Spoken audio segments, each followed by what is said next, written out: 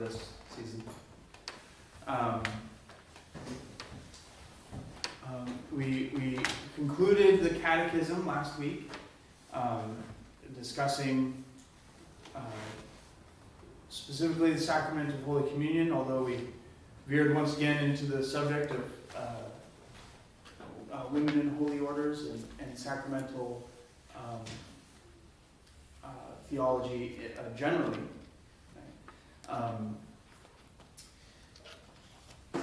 We talked about the four necessary elements for a valid sacrament. Right? Form, matter, and matter. The prayer to be said, the material to be used, the minister, a proper minister to whichever sacrament it is, and then intent.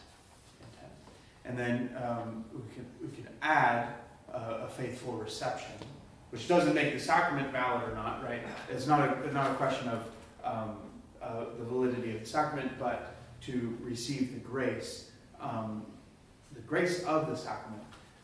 It requires to be received in faith by the communicant or whatever it may be. Right. So this week I wanted to conclude with a discussion of regula. Regula is just the Latin word which gets translated rule. Also is the same root word that we get regular, right? So normal, daily is another kind of a translation of the Latin there.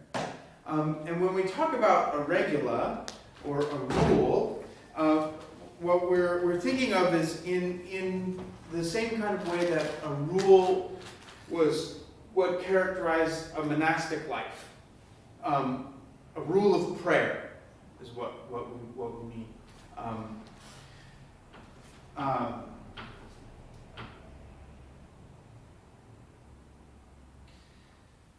There's so much to be said on the subject of a rule of prayer. Sometimes people say a rule of life.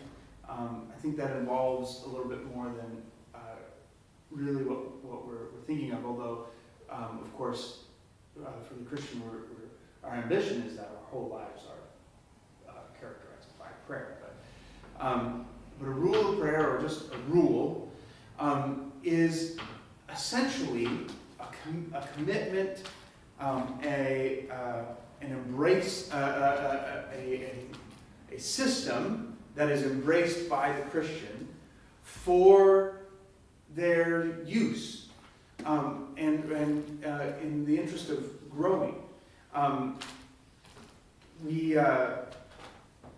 We as Christians have, we've talked over the last several weeks about the centrality of prayer in the Christian life, right?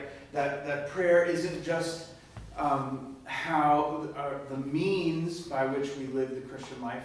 It's actually also the end, the goal of the Christian life is prayer,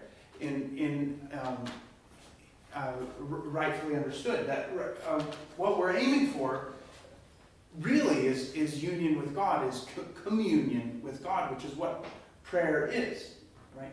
And so, in one sense, what we could say very truthfully is that the growth of the Christian, to grow as a Christian, means to grow in prayer. Right? The growth of the Christian is growth in prayer.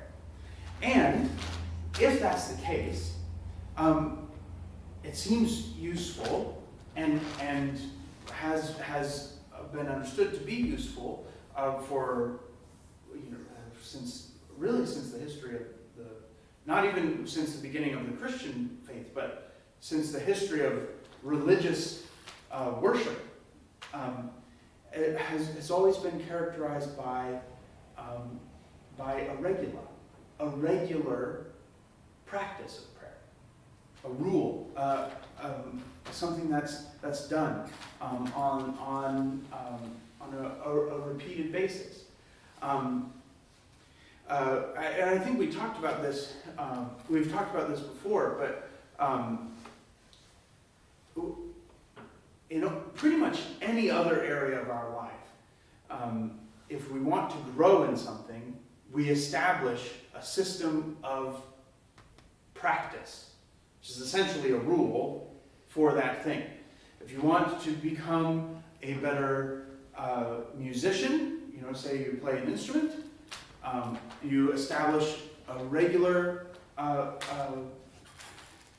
time and method of practice. Right? That's true of our education. Right? If you want to get better at math, right? You establish a time and a system by which you'll rehearse that. You'll practice math. It's true of artists, right? If you want to get better at art, you establish I'm going to do this amount. I'm going to spend some time painting every day, or drawing, or whatever it is. Even those things which are, in point of fact, creative and kind of self-expressive, we take time, and in order to develop them, we establish a rule for that practice. So, of course, also, we should do that in our prayer life. If we want to grow in our prayer life, why would this be the one thing in all of human experience that only occurs spontaneously or has no benefit at all from a regular practice of it, right? Of course, this is how we ought to go about growing in prayer. Now, it's not to say that you only pray in your set prayer times, or there should never be a time when you would deviate from the rule, or anything like this. But to have a regular system of prayer is such a great boon to the practice of prayer and the growth in prayer. So, I wanted to make reference to this book by Martin Thornton, Christian Proficiency. Have you read this one? It's been years though. But yeah, it's so brilliant. Yeah, it's so wonderful as on this subject in particular. I mean, essentially, the whole book is about establishing a rule of prayer. The why one would do that, the history of it, the biblical support for it, how to do it, all this kind of stuff. He just really kind of goes over it. And the name of the book, Christian Proficiency, comes from the ancient kind of terminology that was used to describe Christian growth. There's sort of historically been understood to be kind of three stages of the Christian life. The beginner, the proficient, and the perfect. Thank you. Or the saint, right? And like this is the there's the beginner, the early stages of the Christian life, and then most of our time here on earth, and for most Christians, we're having moved through the kind of the beginner stages, we are proficients, and it's our responsibility to develop a proficiency in our Christian life, which again, like we said, is the Christian life is the life of prayer. Right? So that's what this book is about, and it certainly is not a comprehensive explanation and description of prayer. And a rule of prayer is certainly not the all that prayer is, or all the prayers one should say, right? But it provides a nice kind of steadiness, right? In the context of prayer. Okay.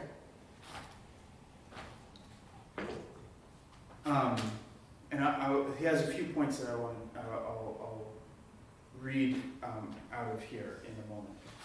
But before I do, for Anglicans, the kind of established pattern of prayer is, and we mentioned this a few weeks ago, is communion, daily office, and private devotion. This is the kind of the threefold order of prayer for the Christian. These kind of three things. Holy Communion, this is the culmination of all of our prayers, the height of our prayers, and the ground of our prayers. This is the sum of the Christian life. Is in Holy Communion, in which we are joined to God by way of His body and blood. And then we have the daily offices, which are, for the Anglican, is morning and evening prayer. These are the daily offices. The particular system of daily offices, of morning and evening prayer, is somewhat malleable. Exactly how much of the office one says, or if one uses the prayer book office as opposed to a different form of morning and evening prayer, these things are, there's room for some variation there. But the idea is that you are using something which is patterned off of the traditional daily cycle of prayers, which our morning and evening prayer is, for us, is that it is patterned off of the ancient prayers. Of course, Cranmer essentially takes the monastic hours, right, the 9 services of prayer of the monastic houses, and condenses them into morning and evening. Yeah. How and when do you teach this to Anglicans? Teach the use of the prayer book? What you just told us about prayer. Yeah. How do you teach that? And when do you teach that? In the Anglican faith? In the Anglican church? Yeah. It's most appropriate in the context of preparation for confirmation, right? In some ways, confirmation is the transition from beginner to proficient. Although not always. Sometimes you're still a beginner. Sometimes you've made that transition earlier. But the idea is that you've moved through the kind of the earliest stages of your Christian understanding, and are kind of really seriously engaging with the process of growth as a Christian. So confirmation preparation is really is probably the best and most regular place to teach a kind of a rule of prayer. So that's when you begin to teach this to the children? Yeah. Anglican children? Yeah. I mean, most, ideally, people are engaged with it in kind of some context, even just sort of unintentionally.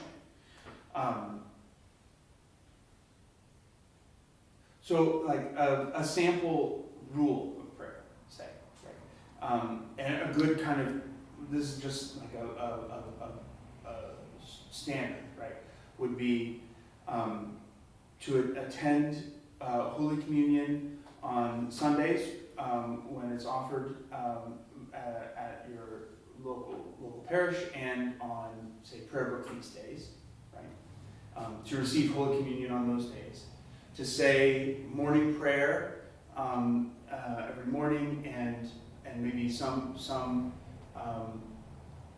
maybe like family prayer in the evening before bed, or some, you know, a system of prayer, maybe a few prayers in the evening before bed, and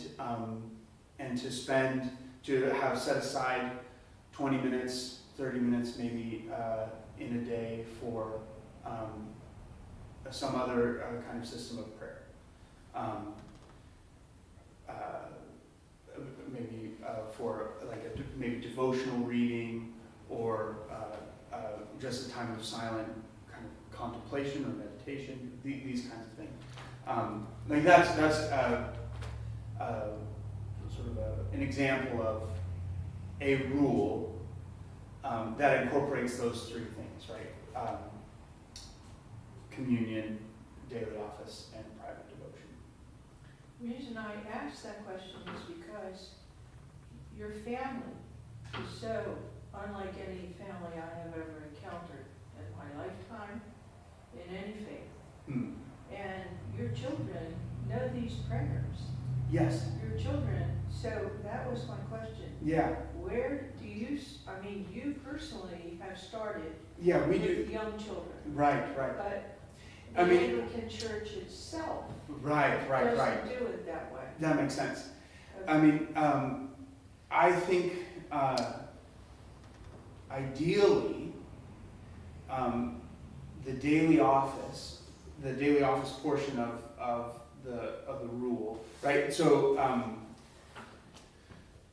in some ways, you can kind of think of it as sort of narrowing circles. Communion has to happen at the church, right? Because you need a priest there. The daily office is really excellent if it's happening. It can happen for everybody at the church. But if you're not saying the daily office in the church building, that should be happening in the home, kind of as a family. And then private devotion is a more kind of a personal prayer time. And that's the kind of the model that we have in our family. So, we have the communion, which happens at the church. We say morning prayer together as a family every day, and which is where they know this, right? Because I am committed, and Amy is also, as a part of our rule of prayer, is to say morning prayer every day. And so we have that is something that our household does that, right? And then we each have kind of various systems of private devotion as well. As a priest, I am committed to saying both morning and evening prayer daily, and that's a pretty kind of a standard practice for Anglican clergy. The prayer book makes allowance for truncated forms, which is totally reasonable, and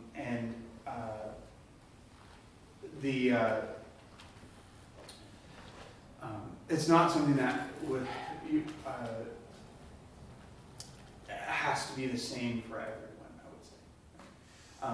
But as Anglicans, some incorporation of those three elements seems like a standard way to do it.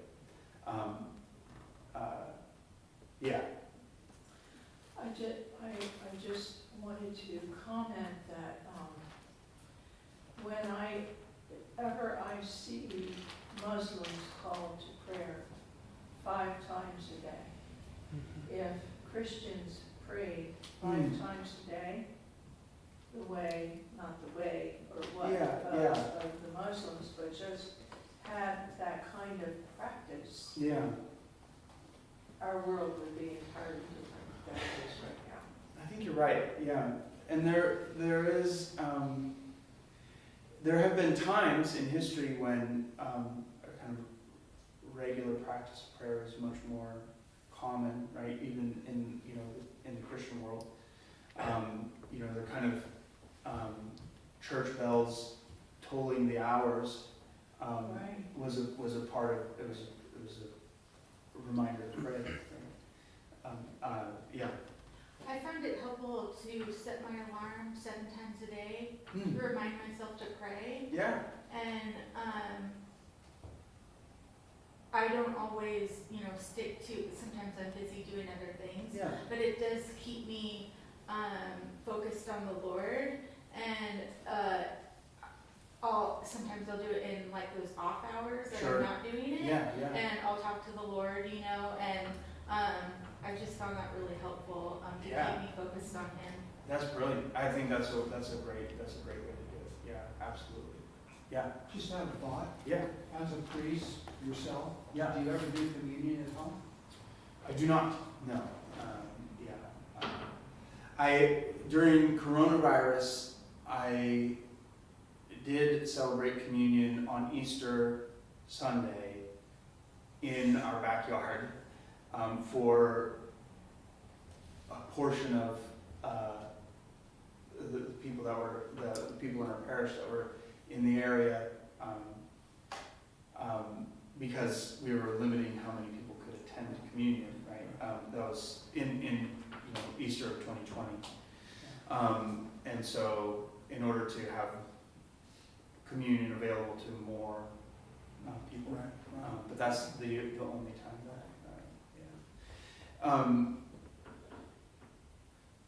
I don't know that it's not, would not, I think strictly speaking, be entirely inappropriate, except that there would have to be some kind of extenuating circumstances like that in which it would be, because like we talked about yesterday, right? Communion is the sacrament of the union of the body.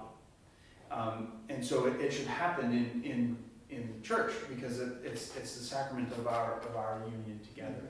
To have kind of private sacrament kind of goes against what it's meant to do and to teach. Can I talk? Mm-hmm. They put him over here to monitor me.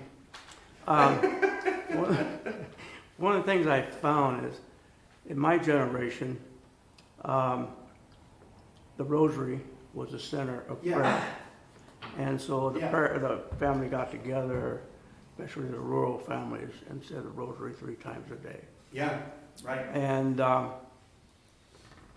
the education of religion and the education of schools started at home. Mm-hmm.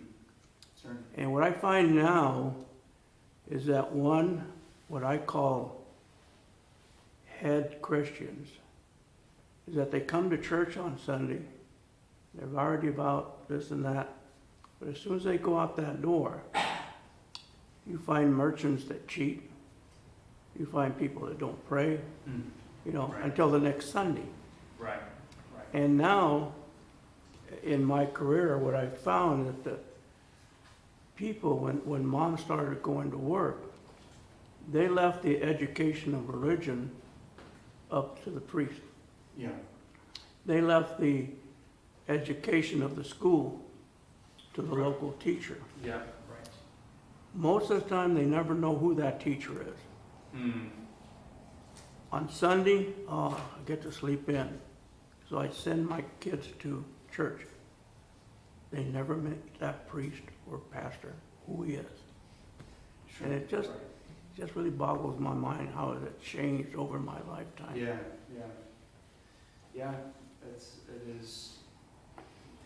It is shame. It is a shame. I wanted to make a couple, read a couple points that Thornton makes about a rule of prayer.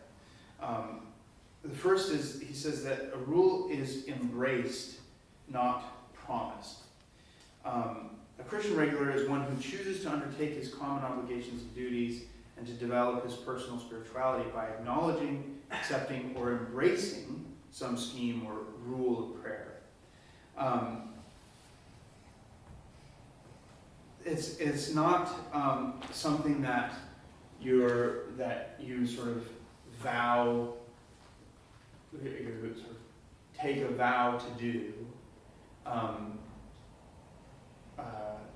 And even the monastic vows were less about the rule of prayer and more about vows of poverty and chastity and so forth, which were components in a kind of wholesale embrace or a desire to incorporate oneself into this rule, right?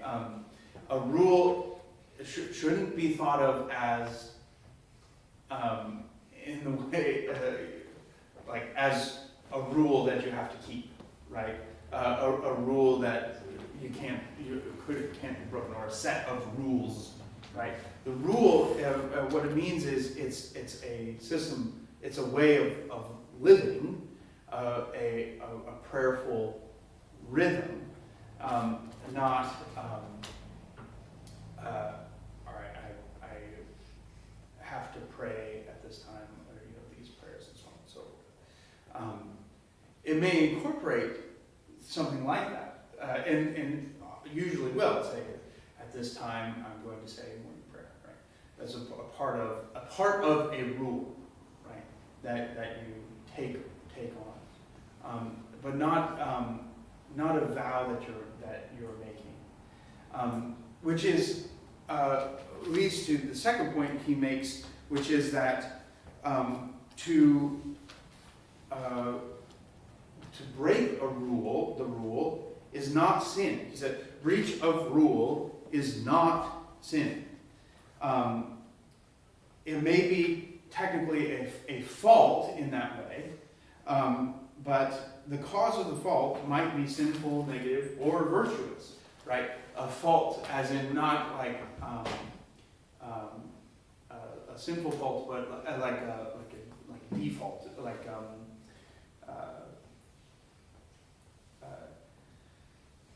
well, anyway, let me read what he says. So if a man misses Holy Communion when his rule prescribes it, say he's committed to attending Holy Communion on all the prayer book feast days, right?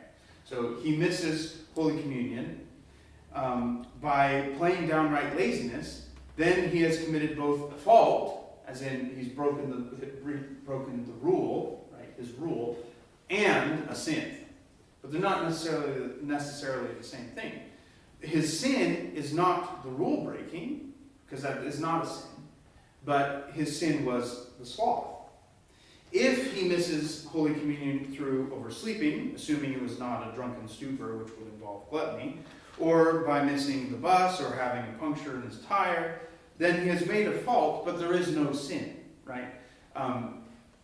And he may miss Holy Communion because while walking to church, he stops to rescue someone trapped in a burning house or assist the victims of an accident. He has still made a fault, as in a breach of the rule, but he's not sinned. In fact, he's been virtuous or charitable.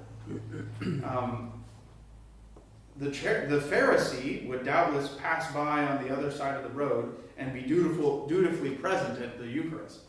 But then rule and legalism will never fit, right? They're not the same, right? So what he's saying is that he wants to make it very clear that to breach the rule that you've embraced is not sinful in and of itself. It may be that your breach of rule was caused by a sin, by laziness or gluttony or pride or any number of things, but those things are the sin. It's not the breach of the rule isn't a sin in and of itself.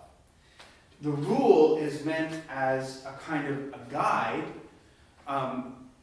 to encourage you forward, right? A kind of a system that you might continually grow into, not as something like I said, not a set of vows, which then, if you broke those vows, would be a new set of sins. He says there are two practical reasons why this is the case. Firstly, because the idea that embracing rule is going to open up a whole new range of sins is apt to frighten people away from it altogether. Which of course is true. If you've embraced to embrace a rule means that you now have all these new things that could be sins in your life. That's as harmful as it is good, if not much more so, right? And secondly, because regular penitents are forever confessing breaches of rule. This is dangerous, not only because faults are not sins, but because this practice tends to cover up what might be the real sin, right? Which is if there are many faults, which is the term that he's using for breaches of the rule, that might be indicative of some underlying sin, right? Perhaps, and it's a good kind of an indicator to look for that, right? But it's not a sin in and of itself, and so we have to be careful. And if you're treating in confession, treating all of the faults as the sins, then and then not going beyond them to see what it might be causing these faults, these breaches of rule, then you actually are, again, doing yourself a disservice rather than a service in terms of your spiritual growth. Is it because like our aim is communion with God and like to love Him with all our heart, soul, mind, and strength? Yes. And like to please Him? Yes, absolutely. That's exactly right. The point of the rule is our growth in love, right?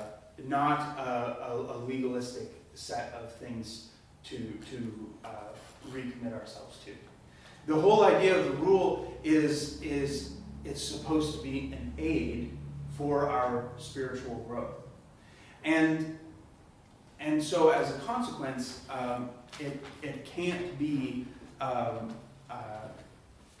It's never the end in and of itself, right? Keeping the rule is never the reason you have a rule, right? Keeping the rule is always only a means or something that's meant to encourage us to communion with God. It's never the point. And if we make the keeping of this rule the point of why we have it, then we'll actually do more harm than good. So what you're saying is that having these rules are more like we used to call a guiding principle? Yes. Yeah. And something that we want to embrace, something that we want to really take up and allow to become formulative of how we live. Right, but not a second set of 10 Commandments. Right? Yeah. Just as you were explaining this, it seems to me a person's attitude would really come into play. Absolutely. Because, if you have the attitude, well, I really don't feel like my morning prayer or whatever. Right. Or I really desire to do morning prayer. Right. No, that's absolutely right. And that goes into this next thing that he's kind of talking about, principles in the construction of a rule. The first is that the rule is most desirable, that your rule is committed to and formulated with a spiritual director. So, and that is not invariably your priest, but most often it is your priest. Because the whole thing is, there's so much encouragement to be had by the consultation of a father in the Lord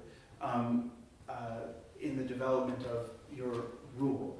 One is the encouragement in your keeping of it, but also often we're unable to see exactly for ourselves what we need, what would be most valuable, and having an external spiritual director is immensely valuable. The greatest saints all had a spiritual director, right?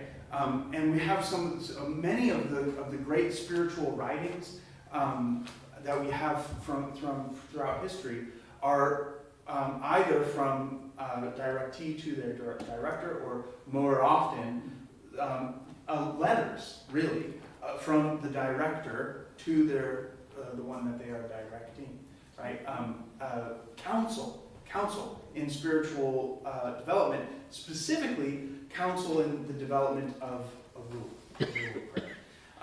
And so it's very, very valuable for you to formulate a rule of prayer in concert with a spiritual director. Which usually what that means, what that looks like, is setting up a time to meet with your spiritual director and bringing something and said, this is what I think I would like to do as a rule of prayer. What do you think about it? It's much better than to do that than to say, come up with a rule for me, right?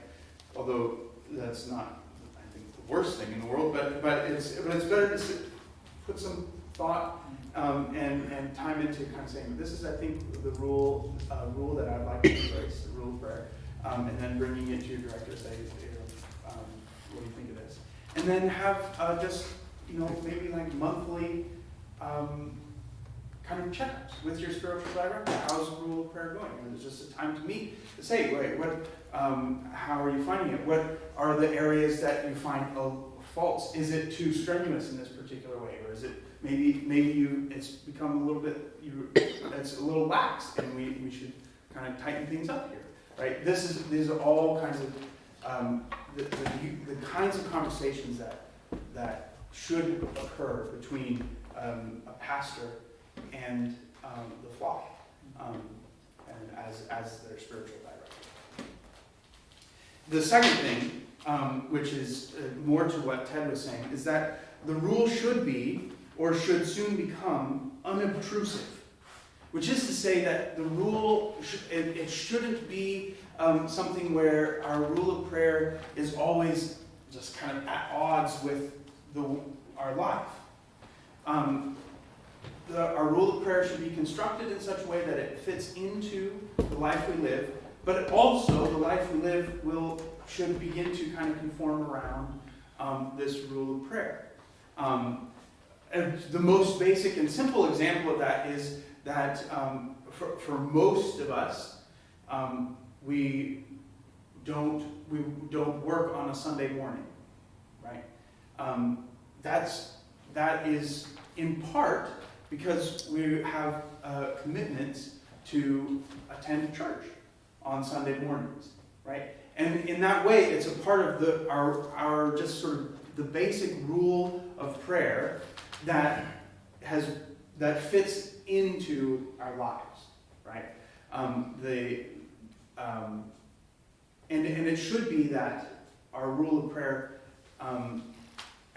becomes like that on all levels. That we find ways to adapt the rule to the way that we live, but also adapt the way that we live to the rule, right? That they sort of form around each other, if you will.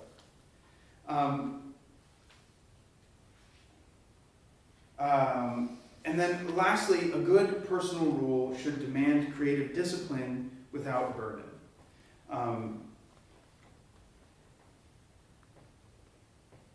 So he says, in general, therefore, I think rules should be such that it is invariably kept without strain, but occasionally makes a definite demand on the will. It should normally be kept with no fault, occasionally, a few faults frequently, and if it all goes to pieces very rarely, there is little to worry about. What he's saying is that it should be something that often we have no kind of break in the rule, maybe frequently, there will be a fault here or there in something, right? Because we want a rule that is stretching us, that's not doesn't just fit exactly what our inclinations are just naturally, right? So if there's never any fault in the rule, like if you never break the rule at all, it probably means that the rule is not tuned quite exactly. Because it probably means that you're not asking yourself anything that's challenging, right? You should expect that there would be faults here and there. But if it all just kind of goes to pieces, it falls apart, often or regularly, it probably means that we're being too difficult. We're requiring too much of ourselves. Because remember, the purpose of the thing is not the rule, right? The rule is not the end. It's only a mechanism for our growth. And we should expect that there will be times when we are going to be a little bit, we'll find keeping the rule easier, and times when we'll find keeping the rules more difficult.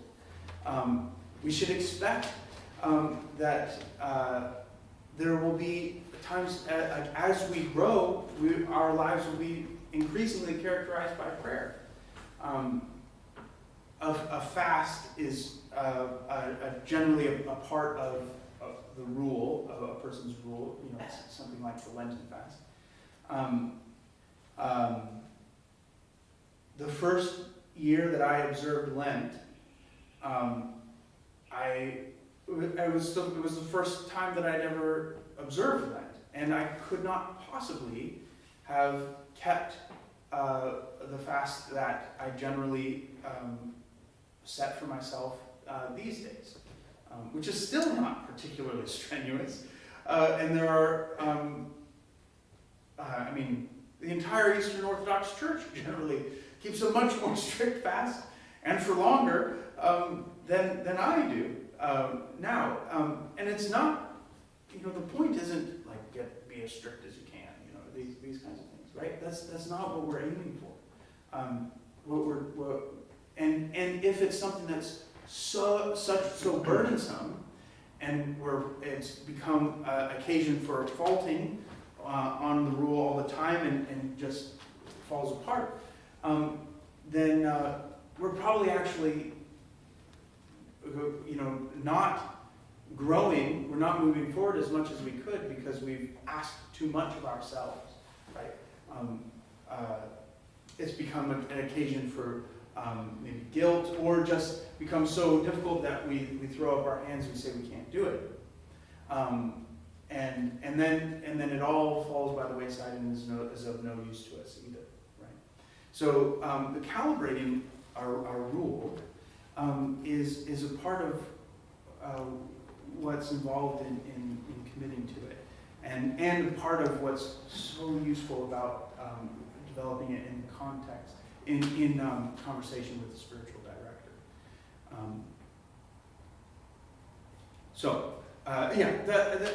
That's essentially what I have to say on that as a preliminary. Questions? No, go ahead and finish your No. Okay. That was it. One of the things that I have found through my lengthy lifetime is the word rule becomes very offensive to some people. Adult. But in particular for young people. Oh, sure. God, here we go, another rule. Rules. Yeah, right. And I would have preferred that it be used that this is a guideline for you. Yeah. Not a rule, it's a guideline for you. But you use the word rule, you turn a lot of young people off. Yeah, that makes sense. Or we could go back to the Latin and just say regular. It's a regular, right? A regular pattern of prayer. But I think what you just have been saying, if that were explained to the person, yes, has difficulty with the rule. Right. That's right. Yeah. But if you don't have time to go into all of it, yeah, maybe it's easier just to introduce the idea as, let's talk about regular. Let's talk about pattern of prayer. But even if you explain it to people, it's still a rule to them. It's a rule, Yeah. and that's just the way it is. Yeah. So, Yeah. but you give a good explanation. Oh, I appreciate it. Yeah, but you are right. There are all kinds of barriers to this kind of thing. But it is so well established in the history of Christian practice, having a pattern of prayer. And so often we as Christians establish a kind of a unique standard of a unique kind of standard of growth in prayer that frankly is not human, right? It's disconnected from what it means to be a person of an embodied spirit, right? Which is that all our prayer must be spiritual, purely spiritual, and none of it should be embodied. Which is, we say that all of our prayers have to be kind of, we expect our prayer to be spontaneous, often euphoric. We expect a kind of zeal, which is we're often we're sort of just directed to consider, what does our Lord say to the three apostles who sleep in the garden, right? The spirit is willing, but the flesh is weak. Right? And so establishing a rule of prayer is an acknowledgement that the spirit is willing. I want to be better about my prayers, but the flesh is weak, and so it's appropriate for me to have a kind of a regular system of it, and that's not somehow less spiritual because it's regular. Our Lord made his prayers regularly. The regular worship of the synagogue was characteristic of our Lord's prayer. He also would go off by himself to pray at times, at various times in unique ways. But the regular pattern of prayer was also something that our Lord did, right? So if it's good enough for Jesus, it's good enough for me.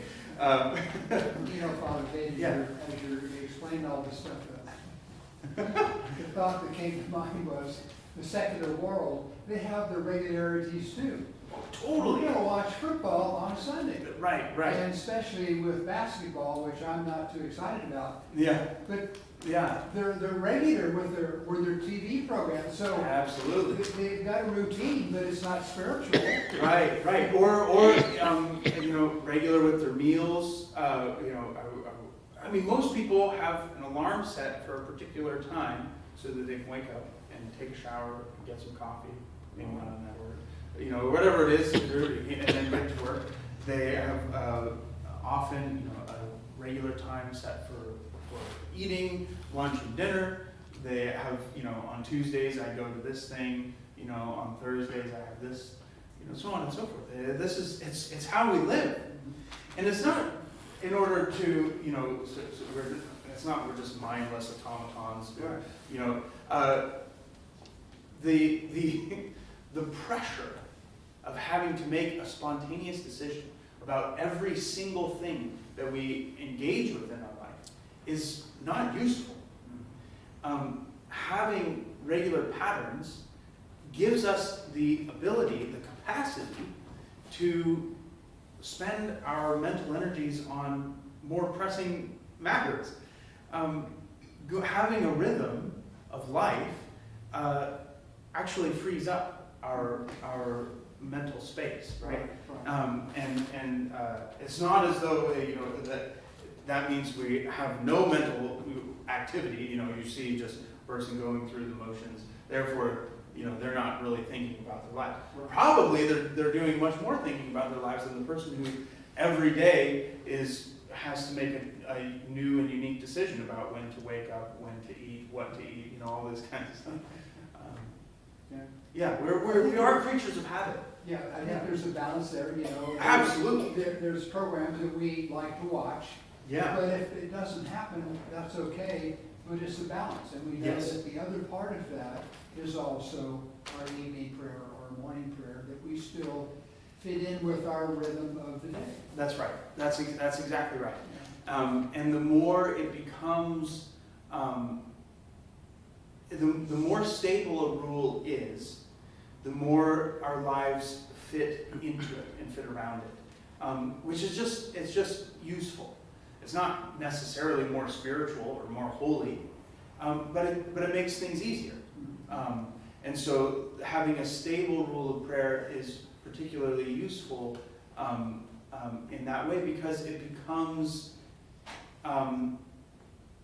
it begins to shape the rest of our activities, and they kind of conform themselves around that. Which ones take priority. Exactly. That's right. Yeah. Is it? Yeah, and I remember the days when the Roman Catholic Church and other religions would not allow us to read the Bible because they were afraid that we would misinterpret the Bible. Right. Yeah. And that our prayers were all structured prayers. Right. There was no spontaneous. Right. There were these prayers, these prayers, and these. But consequently, outside of that framework, we didn't know how to pray. Mm-hmm. And I remember when they changed that, and we Yeah. talked about the change. Yeah. And I didn't know how to pray. Yeah. Yeah, and that's a part of why I think the Anglican system is really, really excellent. The kind of the spiritual tradition, which is not exclusive to Anglicans, but is kind of developed within Anglicanism, of Eucharist, daily office, and private devotion. Like that kind of threefold model involves so much richness. It's just very, very helpful. Father? Wake up. I'm awake. Okay. No, I was just thinking, one other thing that's very beneficial as far as having a rule is that I found in my own life that it carries you through those times. Ted was talking about attitude. I don't always have the right attitude. Yeah. And the rule carries you through that time. It almost prays for you during Yes. those times of, let's say, spiritual dryness or whatever it might be. Those times where you just don't feel like praying. Yes. If you have the rule in place, you're still there praying, and it carries you right through that until it's almost like the keeps the train on the track kind of thing. Yeah. The other thing is that Christ wants you to live this day. And if you look through the Bible, it constantly talks about this day. Not yesterday, not tomorrow, this day. If you learn to live in this day, life becomes simpler. Yeah, that's right. And I'll read just the end of this book. He says, as a concession, right? He's saying, the church is still enriched by those few chosen souls, quite ordinary souls, whose influential lives seem to soar towards sanctity while breaking all the rules there are, including the principle of the rule. These are those favored ones of, and there is no other phrase, unorthodox orthodoxy. And if the reader belongs to this small group, he may burn this book and all like it. But curiously, he probably will do nothing of the kind. Meanwhile, for the rest of us, serious training and slow struggle, not brilliance, but stamina, is God's chosen way. And that is just the truth. There are times and moments of brilliant and glorious kind of spiritual revelation. But for the most of us, for the most of our lives, our call is not to these ecstatic, isolated occasions, but to stamina, and that's how the Christian life is often described, right? Run with endurance, not run with speed, right? Run with endurance the race that is set before you.